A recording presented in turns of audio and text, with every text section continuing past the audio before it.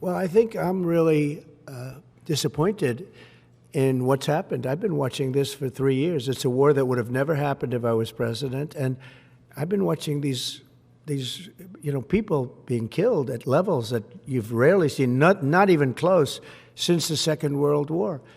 And I'm very disappointed. I hear that they're upset about not having a seat. Well, they've had a seat for 3 years, and a long time before that. This could have been settled very easily. Just a half-baked negotiator could have settled this years ago without the loss of much land, very little land, without the loss of any lives, and without the loss of cities that are just laying on their sides. You have those magnificent golden domes that are shattered, will never be replaced. You can't replace them. 1,000-year-old domes that are so beautiful. You can't replace that.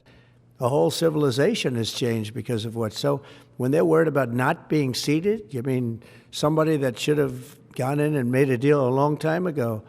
You could have made a deal. This is one that could have made a deal. There was no talk of this during the Trump administration. Putin would have never, ever done it.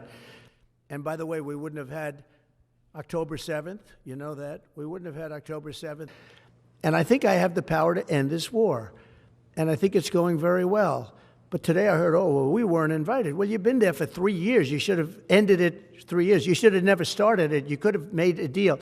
I could have made a deal for Ukraine that would have given them almost all of the land, everything, almost all of the land, and no people would have been killed, and no city would have been demolished, and not one dome would have been knocked down.